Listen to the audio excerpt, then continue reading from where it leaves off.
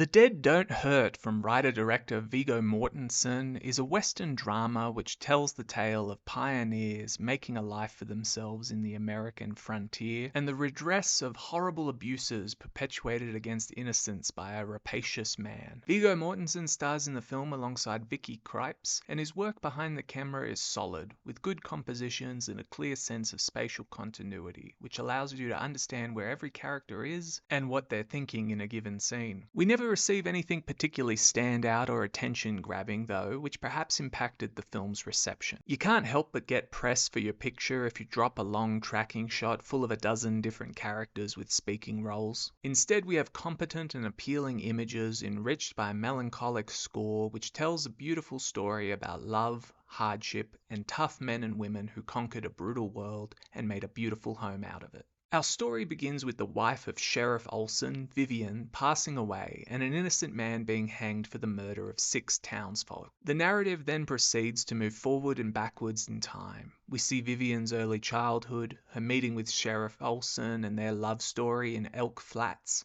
punctuated by the Civil War and Olson's enlistment. At the same time, we follow Olson as he grieves the death of Vivian and continues to raise their young son alone while pursuing the real killer. It's solid storytelling, as I've mentioned, free from fuss and fluff, and is ideal, I think, for a Western made for thoughtful and empathetic adults. Now, with that being said, exposition scenes do fall a little flat, as they're typically singles of 2 characters talking. Mortensen gives his actors some things to do, like smoke a cigar or play with a hat, but it would have been better to see a few more 2-shots and blocking, especially during an argument set outside on Olson's ranch, as the characters have room to move. It's quite dull to simply see shot, reverse shot in every dialogue sequence, regardless of how good the acting may be, and worse still, exterior sequences fail to make use of the gorgeous landscape. Mortensen's Olson is a delightful masculine image though. He's full of heart and yet is self-possessed, and it was great to watch a male character in 2024 who isn't pathetic and handles their grief with stoicism. The romance with Vivian is believable, firstly because Mortensen has such rugged good looks, but also because he is captivating and comes across as kind without being a simp. Vicky Krieps continues to deliver great performances, especially playing a strong female character who doesn't feel like a girl boss devoid of humor or sensuality. She is gorgeous as well, with a very inviting smile, so you can't help but feel your heart flutter during her meet cute with Olson,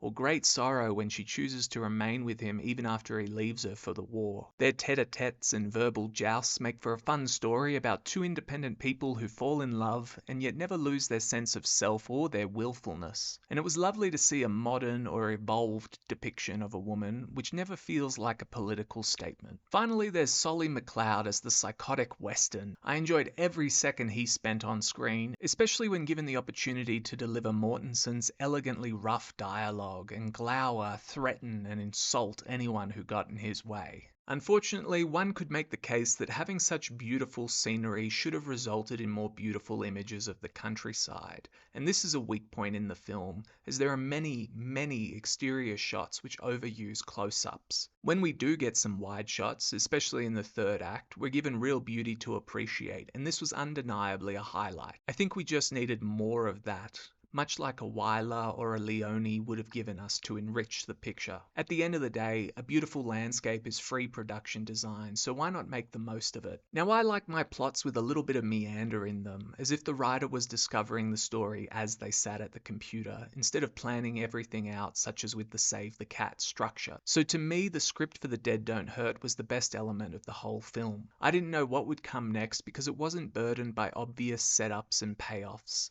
besides some broad strokes involving the real killer being dealt with, like any good Western would show. And so I was invested in the unfolding story, which mirrored life a little bit more than most movies would have. For instance, a thrown knife plays a key role at one point, but we aren't shown the character throwing their knife in the 1st act to set up that this will occur later in the film, so when it's utilized it comes off as a surprise. I always scoff every time you get Chekhov's gun in a modern film, even if I've been told a million times it's a sign of good writing, because once you understand what the writer is doing, you can't escape it and are constantly thinking to yourself, I know exactly what's coming. Now, this is not to say that The Dead Don't Hurt is a phenomenal script. It's good, but could have been a little tighter as scenes involving Vivian's early childhood were redundant, and vague symbolism from a repeated vision involving a knight approaching her in the woods didn't add any value. But those are small details from an otherwise solid picture which I thoroughly enjoyed and think deserves some more love from the online film community. Ultimately, The Dead Don't Hurt is at its best when Mortensen and Krieps love one another.